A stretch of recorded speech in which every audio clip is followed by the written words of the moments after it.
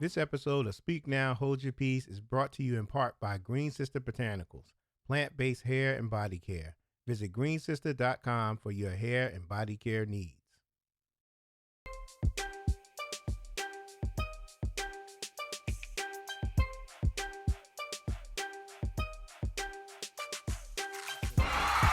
There are a lot of black men, and I know a few that go to the doctor, and their reason for going was because they didn't want to get nagged by their significant other. Got their name on the bottom. You know, it says Nelly, special co-host. Speak Now, Hold Your Peace. Same thing for David. They come on the show. They my number one hitter. Every time there's a shooting, people are saying, you know, we need more gun control. Welcome to Speak Now, Hold Your Peace, a live broadcast with real conversations about community social issues, politics, business, health, self-care, and more. We broadcast live on the Speak Now, Hold Your Peace Facebook group and the Speak Now, Hold Your Peace YouTube channel. And now, here's your host, Saywuddafeel, Dre.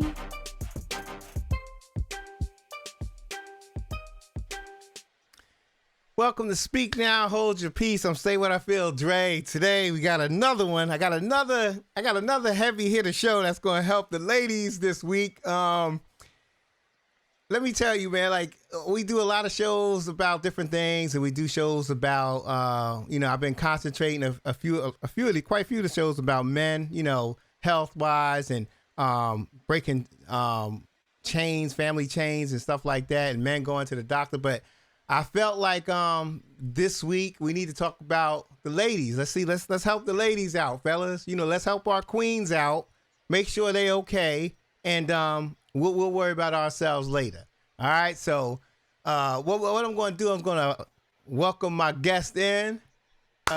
We got Coach Anthony Wilkins in here, man. He's got more knowledge than a daggone encyclopedia for y'all who remember what they are. You youngest that's watching, encyclopedias was our Google, so I just wanted to let you know that. But the man's got more information than an encyclopedia, man. Coach Wilkins, what's up, brother? Man, I'm living life, living the dream. It's a beautiful day, man. Always, man, always. Good to have you on here, man. I'm not gonna waste no time, but if you could just tell us a little bit about your business, real quick. So I own a personal training studio for women specifically in Sewanee, Georgia, just outside the city of Atlanta. And it's pretty simple. Small group, full body personal training for women. I mean, it's obviously working out. It's everything health, fitness, because again, it's more than just working out. Right. Good. So I got a lot of questions, man, about, women's fitness and health, and I got a couple of questions from viewers who emailed me questions. So I'm gonna start. But what I want to know first is how did the interest of health and fitness come about with you in terms of just health and fitness, period, and then health and fitness specifically for women? What made you go that route with just specifically for women? Okay, so backstory for me personally, I've always played sports, baseball, basketball, football, track growing up. So athletics was just part of who I was, and it started working out personally. So working out has always been something I've done for those sports and then continued it into adulthood. So that's where I had the foundation of it. When I actually moved from Philadelphia, where I went to Temple, back to New York area, I met an older couple who was telling me about personal training and how you can make a living at it. And I was very intrigued by that. So I did all my research, became certified, and then moved down to Atlanta and just figured I wanted to do a personal training job because that's where I really felt my passion was. I started working in Roswell at a place called North Point Personal Training at the time. And I just got to learn the ropes of just small group personal training for everybody, men, women, kids, and that continued to fuel the fire. And after doing that for about 10, 11 years, I figured I had to reach my peak in that specific facility where I was at. And I was like, okay, it's time for me to make a change because at some point I need to grow more. Now, fast forward to the idea of literally approaching personal training for women. I literally said, no, I didn't want to do it. At first I was like, yeah, I can't train women all day, every day. But then I thought about it. I'm like, wait a minute. I've got sisters. I grew up with women. That's just who I am. I know things about women that I probably shouldn't know. I've heard about things I probably shouldn't have heard. But that's my comfort zone.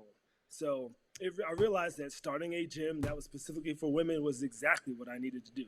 And it turns out that was just the perfect place for me. Now, adding to that story, I use this as a place to give women a place to comfortably go, to get strong, to be healthy, and continue to live the best life they can physically and mentally going forward. So it's one of those places where a lot of women, honestly, are just uncomfortable going into a bigger gym, trying to lift weights. They feel they're going to get hurt. They feel intimidated. They don't want to get hit on. I wanted to give them that comfortable place that they can show up and just be themselves.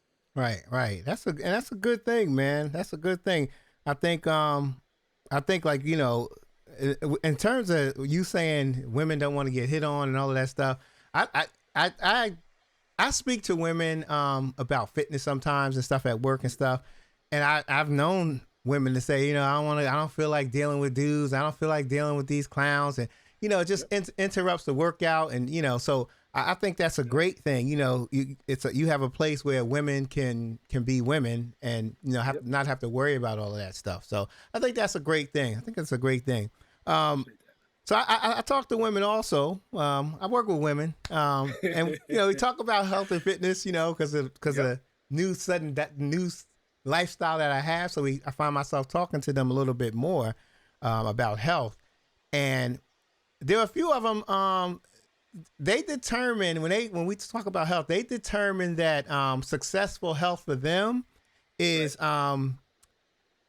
maintaining their weight and limiting their calories, carbs, and sugars. Do you think that is that successfully having successful health, or is it just a contribution to it?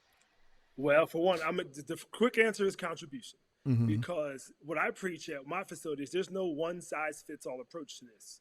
Because the first thing I need to know is, what is your goal? Because not everybody wants to go to the gym to get skinny and look better in a swimsuit. I've got women, the average age of the ladies at my facility is 52. So obviously there's older, there's younger, and they're in different stages of their lives. Some of them want to just be able to run around and stay healthy and hang out with their grandkids. Some of them want to lose body fat. Some of them want to get really strong. But overall, it's one of those things where I want to make sure that I'm always teaching every session on how they need to live the best health life they can, whether it's physical or mental. Because again, some of our ladies, they have these high-powered jobs and they're making decisions all day and they have no outlet for that. So some of them come for that. Now, the things you mentioned, the calories and the carbs, yes, that does play a part, but it doesn't play the same part for every person. Got you. Yeah. There's a couple women at my job. I gotta stop referring to my job. I know some of them probably watch. They go like, "Yo, Drayna just sold us out." But there's a couple of them. I know, right? I'm gonna protect y'all names, ladies. Don't worry. Now, there's a few who say, you know, I'm just, you know, I'm just gonna get the operation, get the fat removed. And I'm just like, you know, for me, I'm just like, my response was, so let me get this right. You're going to take a Uber instead of getting your car fixed so you can drive to work every day. So my thing is like, why get an operation to remove, you know, the weight loss? And I'm not knocking it when you can just do it naturally. What's your thoughts on that? It's kind of like, I think about like a pro athlete. Kid out of school, they had no money. They were a broke college student. You all of a sudden make millions and millions of dollars. It does not make you financially literate. You just all of a sudden became rich. You still don't know what to do with the money. So when you all of a sudden just take the fat away, you now don't know how to manage the fact that you no longer have this fat. Right. So if you don't change your actions, which got you there, it's coming back. There's just no way around it. You have to change the mentality, thus change your actions in order to make that surgery successful. Right. I'm a kind of jump to something else, but let me ask you this, Coach. I think women, they hold a hell of a responsibility for the world, as mothers. I think as wives, aunties, sisters. yeah. I think women, they go through a lot. They hold us down. And with that, I think there's a lot of stressors that come with it because you being a mom, you being a therapist, you being a wife, and all of that. Yes. Do you think stress contributes to women gaining weight or losing weight? Yes, in two ways. So it generally happens where it's stress and people stress eat and they mindlessly eat and they eat things that they really had no idea they were going to eat at all or that much of. And then it just becomes like a snowball going downhill where it just happens over and over and over. 5 pounds later, 10 pounds later. It's one of those things where you look up, it's hard. Like I think we talked about it before, where we see ourselves all the time. So Right. Yep. gaining a half a pound here, 2 pounds here. 3 weeks later, it's 6 pounds. All of a sudden, in a whole year, it could be 20 pounds. Right. But Right. they didn't just wake up 20 pounds heavier one day. Mm-hmm. So, and to that point as well, I hear a lot of ladies come in and say, "Hey, I've put myself on the back burner for so long. Now I need to do something for me." Right. But like you were saying, listen, women run the world. They are the backbone. Right. And if they're not taking care of themselves, it's pretty much like most things will fall apart if they're not taking care of themselves. So that's what Right. I also preach. Like, hey, take care of you. Kind of like when you're on an airplane, they say, put your own mask on first before you help the children. Exactly. Right. Right. You have to be the one in control. You have to be healthy or nothing else will work. Right. Right.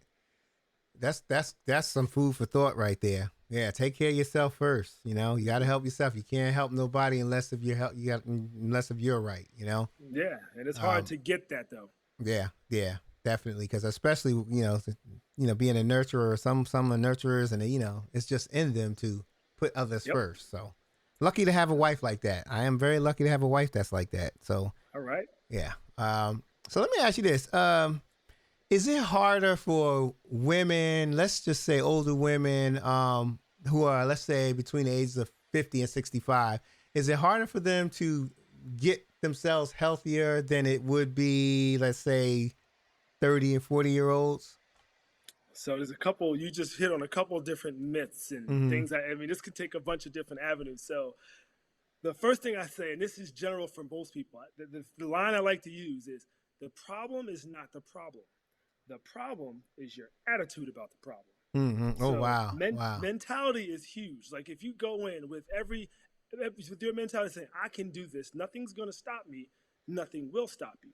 Mm-hmm. Now, on the flip side, yes, there are some things, but everybody's a little different. So it might be hormones that may change, that make it a little bit tougher, not impossible.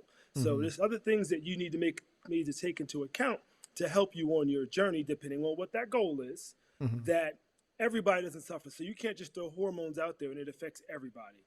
Right. It's just not that way. Some women will have no issue with it at all, and some women will. So there's a spectrum of how that will fall for each person. But putting that aside, it's only going to work if you're dedicated to making it work. It's and of course it's easier said than done. Mm-hmm. Right. Right.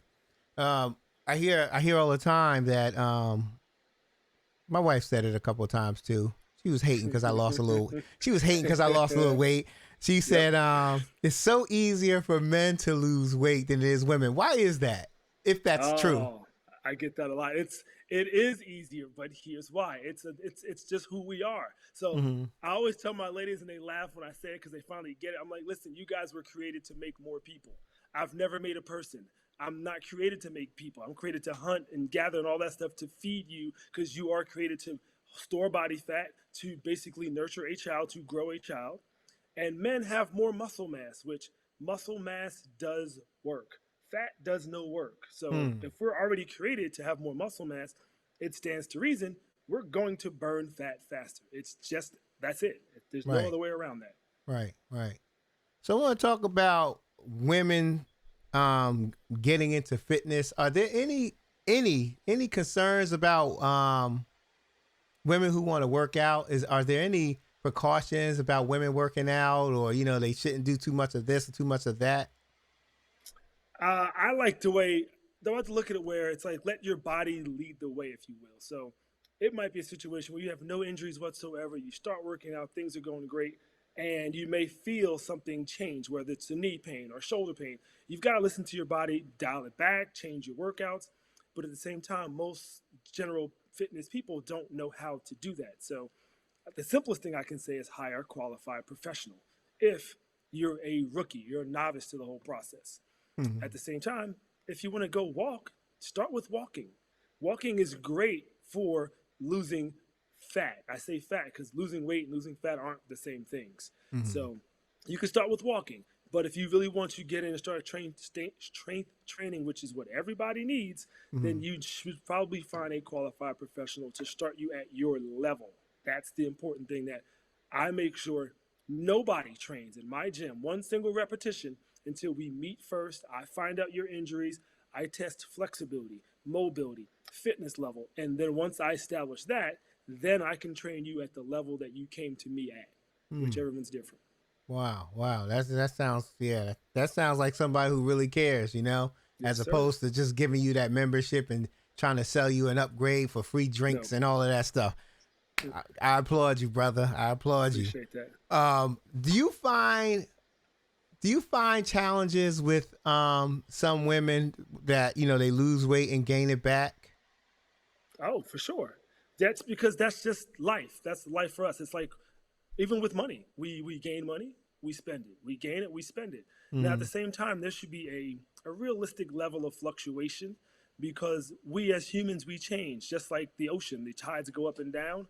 There is I would say a realistic level of fluctuation. For women, it's probably somewhere between 3 and 6 pounds, depending on obviously things like literally the time of the month, which is things I have to get comfortable with because that's my client base. Mm-hmm. Now, hormones, just different people have different levels of fluctuation, so that has to be expected.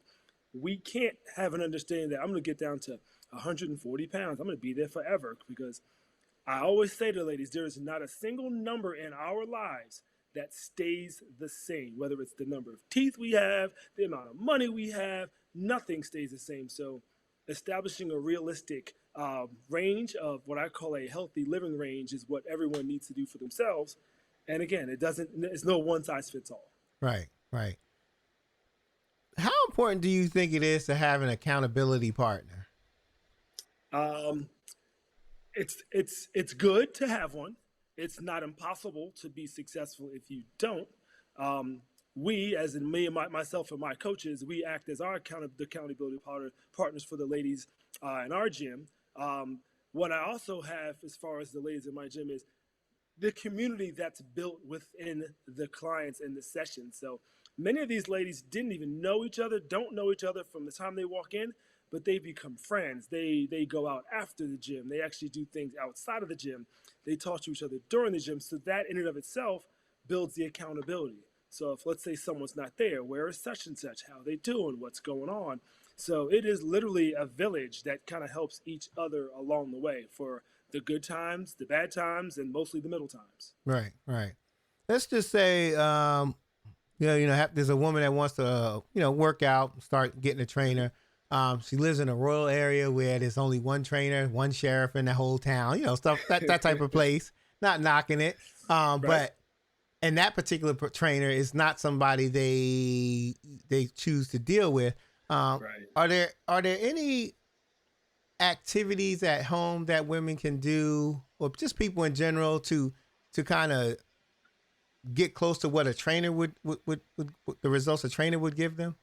Well, if you asked me this question, I don't know, like 20 years ago, even 10 years ago, the answer is like, ooh, I don't know. Maybe they can just walk. But now with all this virtual training, there's a lot of reputable coaches who do virtual coaching, myself included. Having done it in the past, it's one of those things where, again, you got to find someone who has the reputation who will care, because there's a line that it's overused at this point, and it's probably across a lot of industries.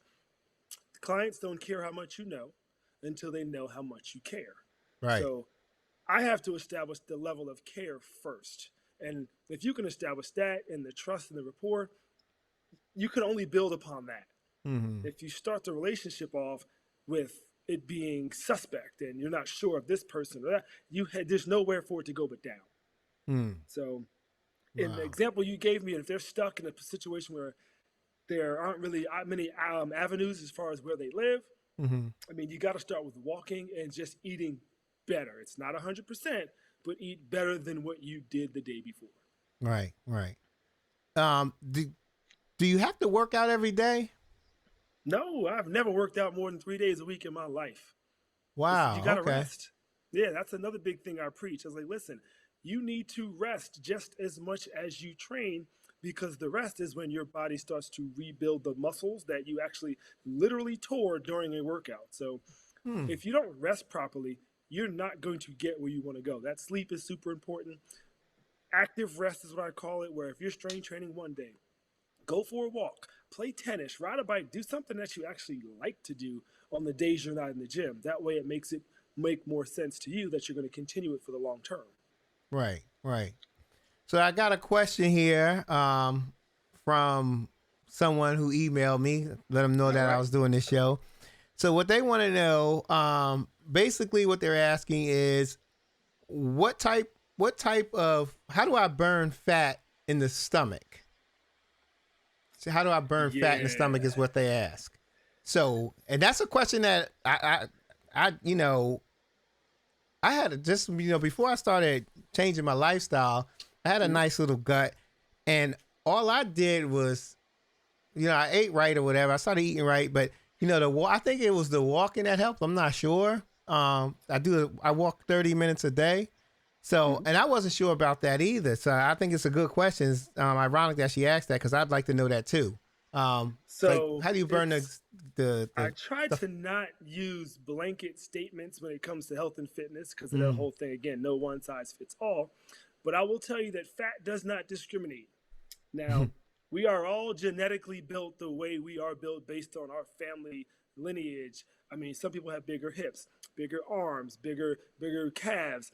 It's one of those things where start by doing the right things. Your body fat will go where it's supposed to go or leave from where it's supposed to leave from just based on who you are genetically. mm, So a lot of people say, I want to do a bunch of crunches and that's going to make my stomach go away. Well, it's actually not going to make it go away. If you're working those muscles over and over, they would actually tend to get bigger, especially if you have not addressed the nutrition aspect. mm, Now, it's not sexy.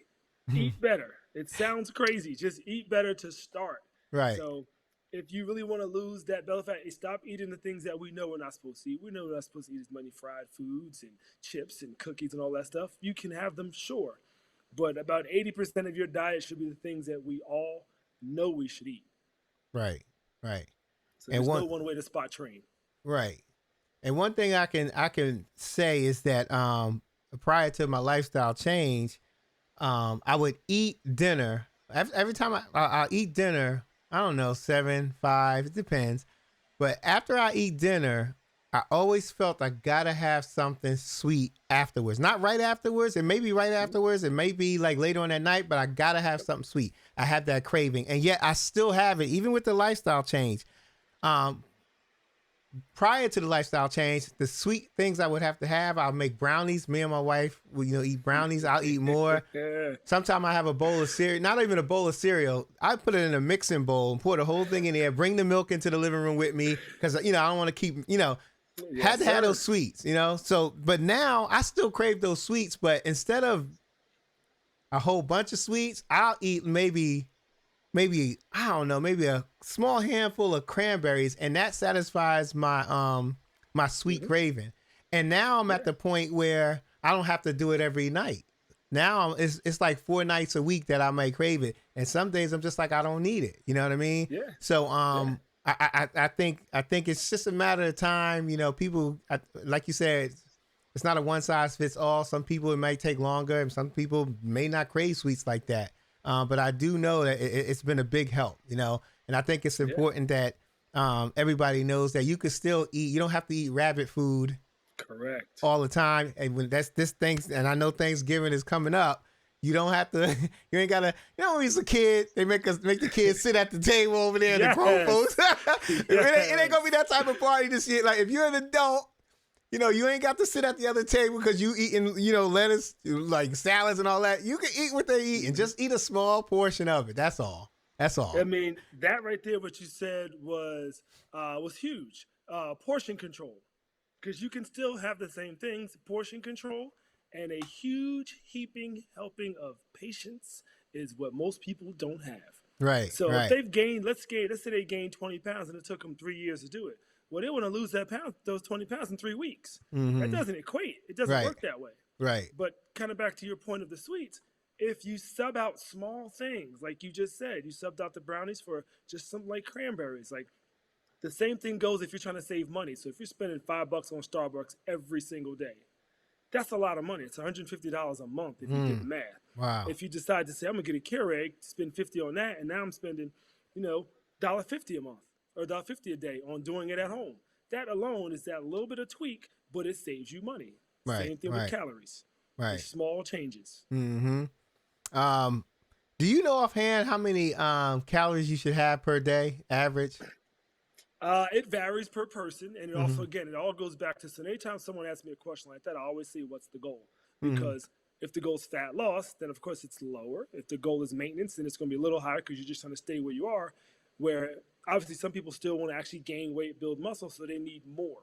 Now, everybody's a little different, and somehow the magic number of 1,000 calories gets thrown out there a lot, which for a lot of people, that's not enough calories, to be honest with you. So I always end up going somewhere between about 1,300 and 1,500 for the ladies that I have. I also have a machine that they can step on.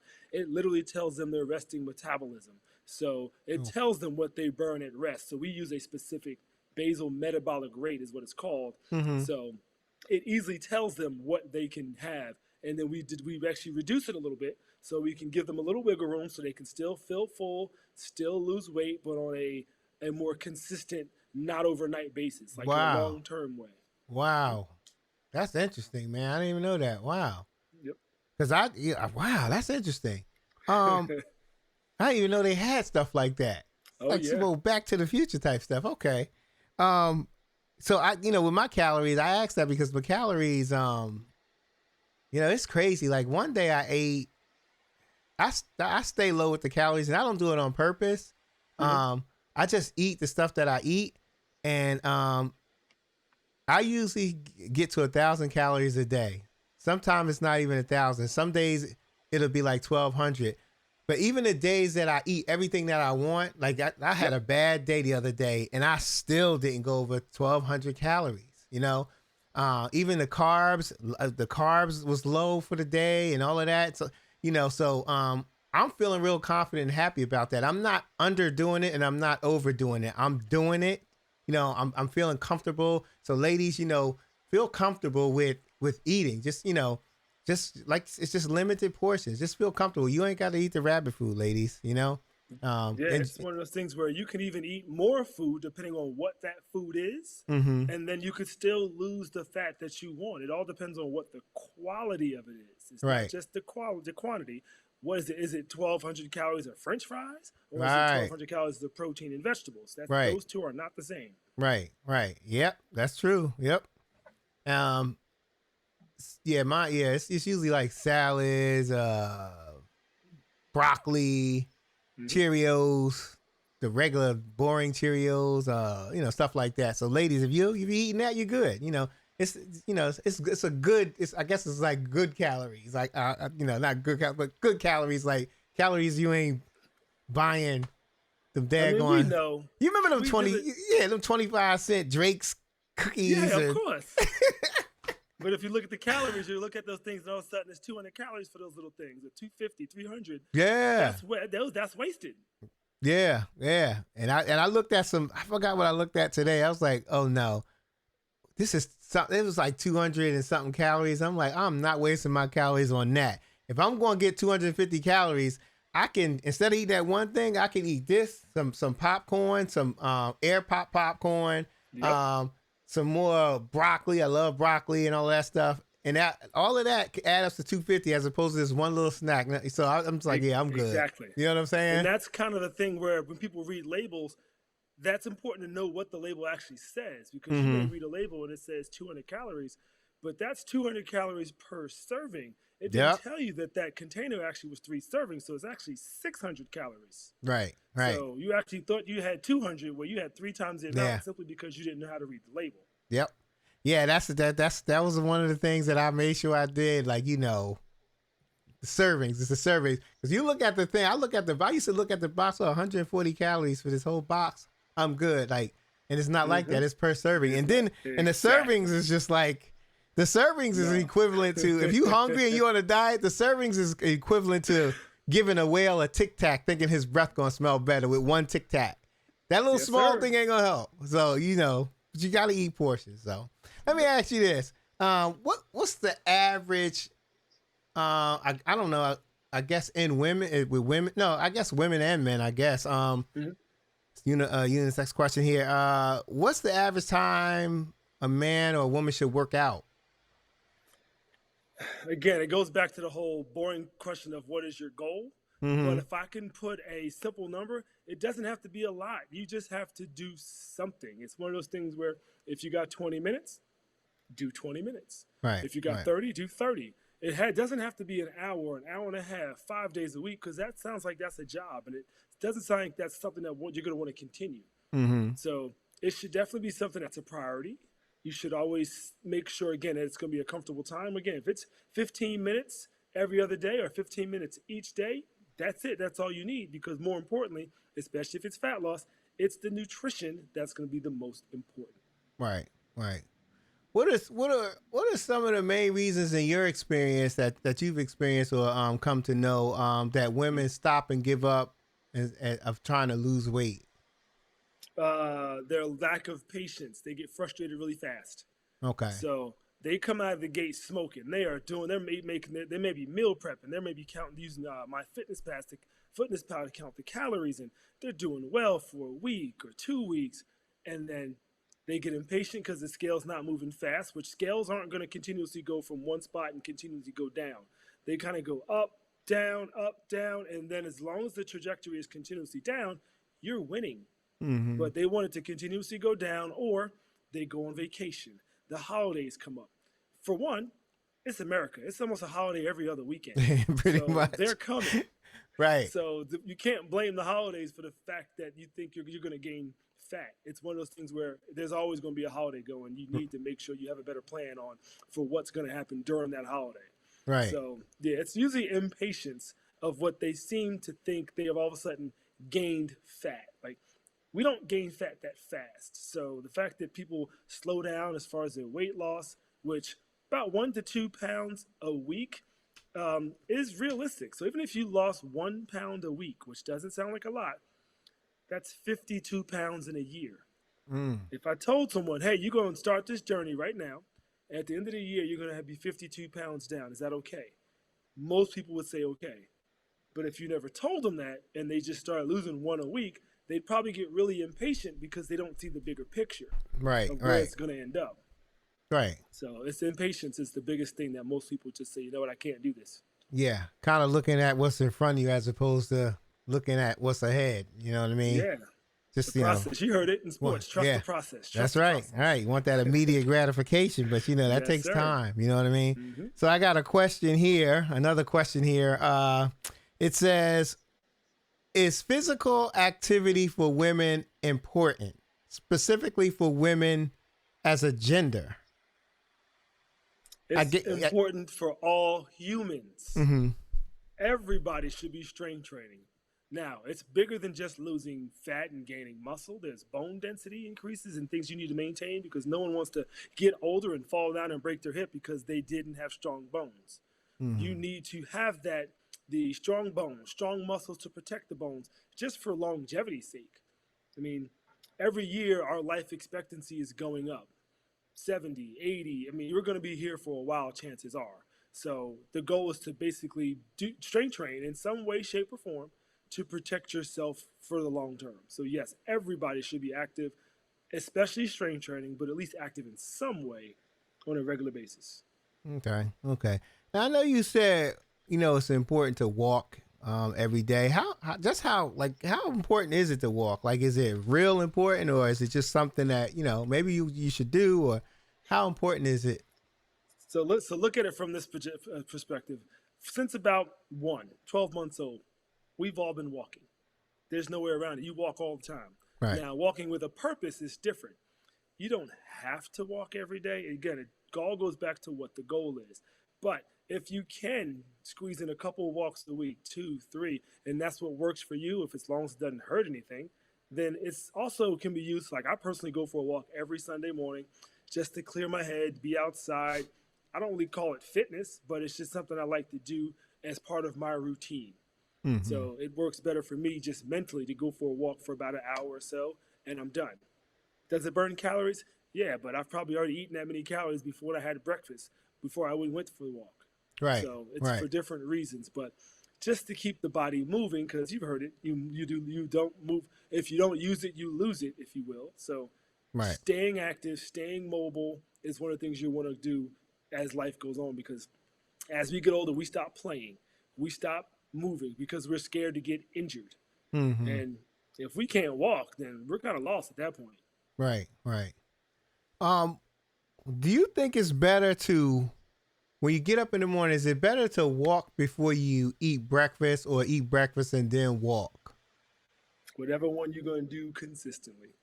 Okay. Okay. Yeah, because a lot of people get caught in all the different ways and things they read on the internet and how they should do this. Just do it. It's like if you can do it consistently, it doesn't matter. You can walk while you eat your breakfast. It doesn't. Nobody matters. It's just if you can do it consistently, that's more important than when you get it done, how fast you go, how many miles. Just keep doing it over and over. Right. Right. I know you mentioned something about this before, but as far as getting rest, working out 3 days and then getting rest, you said something about something your body does when you're resting. Yeah, so your body basically rebuilds itself when we actually stop moving and stop. It's like a machine, any other machine. When you drive your car is working hard to get you from point A to point B, and then you park it. It gives time to rest. Our bodies are the same way, except our bodies start to regenerate. It gives the heart a chance to pump the blood through the body. Our skin cells regenerate. In terms of actual muscle, when we actually work out, we create small tears in our muscles. Now, to repair those tears, we provide protein to the body and rest so the actual muscles can repair themselves with that protein. So rest is very important, because I'll get some of the ladies at my gym and say, hey, I'm working out 3 days. I want to work out a fourth day this week. I'm like, well, you better off taking that extra hour and either preparing your meals and having better meals or go to sleep. Do something that your body will thank you for. Right. Right. Wow. Is there a difference between exercise, physical activity, and fitness, or are they all the same?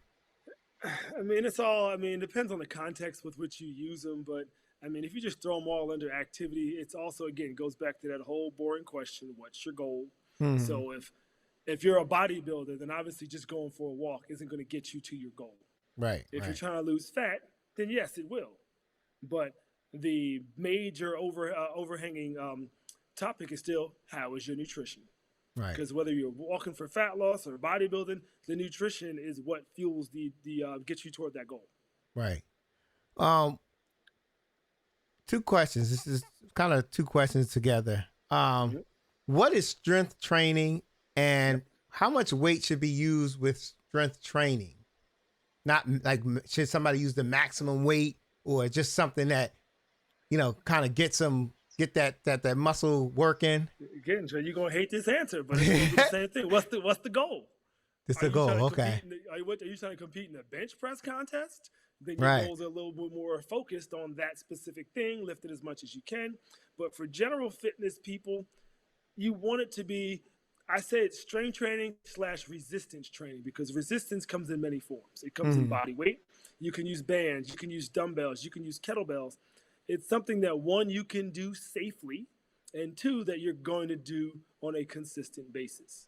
So the how much is not really huge. Nobody really cares. I tell the ladies all the time, as soon as they cross the threshold to leave the gym, nobody cares outside how much you just deadlifted. Right. They don't. Right. But they do care if you could pick up a grocery bag and you're not hunched over because your back hurts. Right. Right. So it's all a personal perspective, with consistency being the main goal. How important is meal planning? Because this is what I had to, I don't have trouble with it, but if I know what I'm eating, and most of the time, we try to figure out what we're going to eat. How important is the meal planning instead of scattering around looking for something to eat that's healthy? Well, I will take the word meal out and just use the word planning. Because again, it comes in many forms. Like, I personally plan on my meals. On Sundays, I'll cook lunches and dinners for the Monday through Friday for my wife and I. Mm-hmm. So we know every day these are our meals. They're good for us. They're protein and vegetables usually is exactly what we need for the goals that we have. Now, if Gotcha. you don't plan in any way, shape, or form, you are at the mercy of all the things you drive by, whether it's, Chick-fil-A and McDonald's and all that. If you're in a hurry, you think you're going to stop and cook a meal? Right. No, you're Right. going for convenience.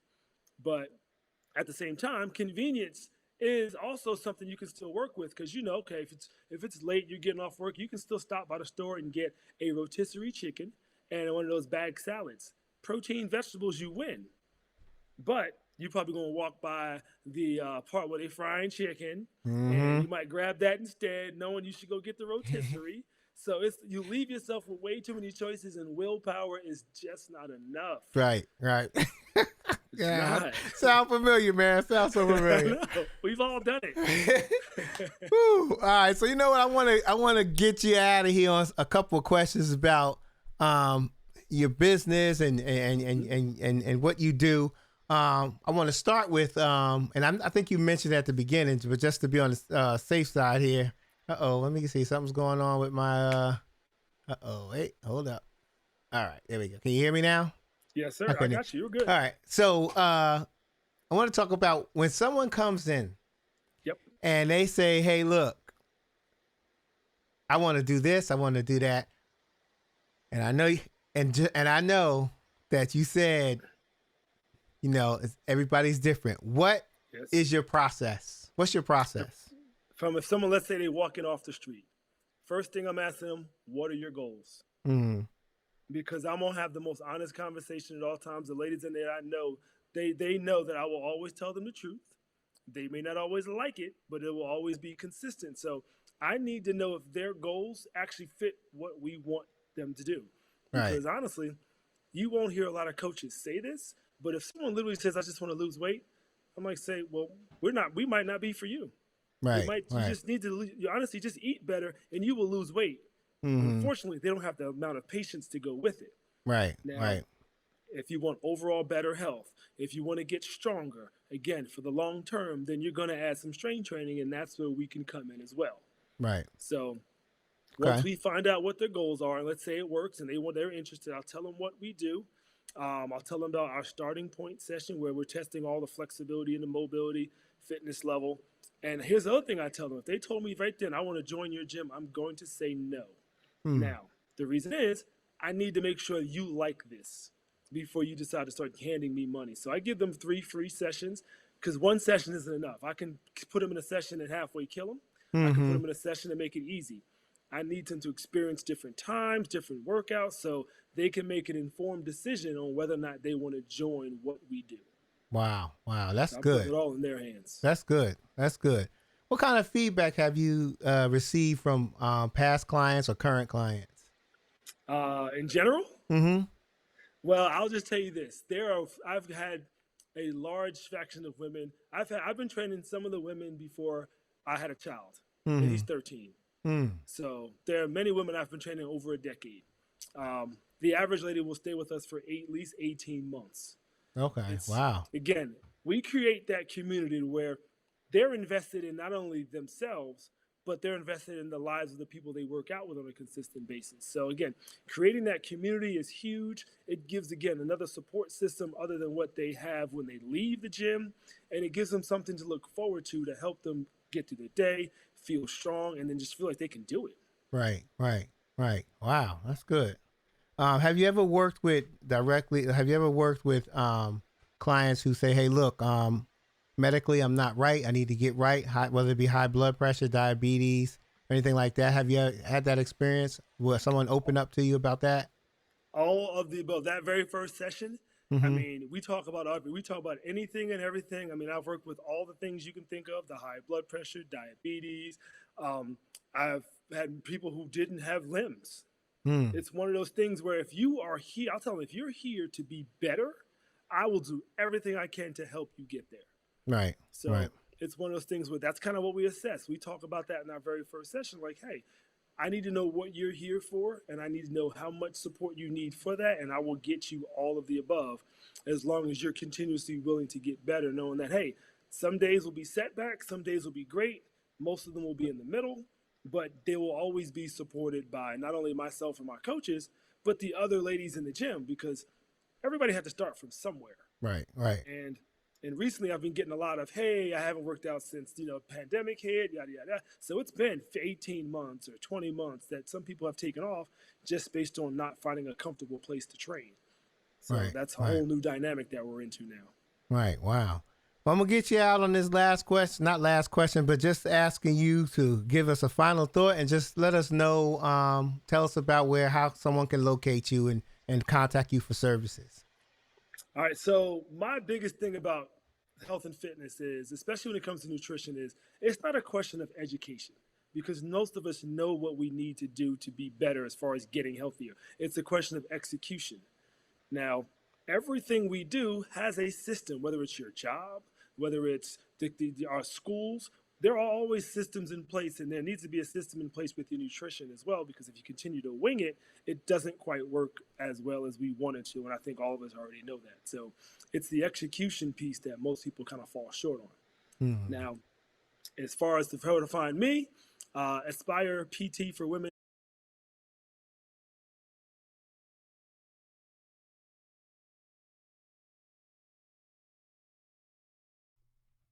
The women that come to me, I'll support any woman who contacts me, because the way I look at it is, if you're willing to help yourself, I will give you as much information as you need to help you get to the goal that you have. Right, right. That's a good, man. I appreciate you, brother. I appreciate you coming on. It was good information, and obviously, you're more than welcome to come back and let's talk about some stuff. Yeah. But that's going to be it for everybody. Coach, I want you to stay on once we go off.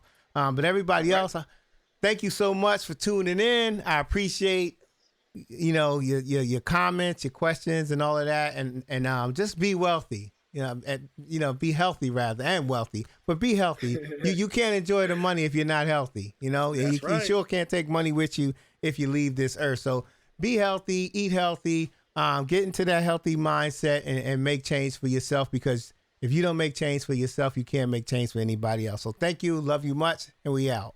Have a good one. Thank you for watching the Speak Now Hold Your Peace live broadcast. Be sure to subscribe to us on YouTube and join us on the Speak Now Hold Your Peace Facebook group.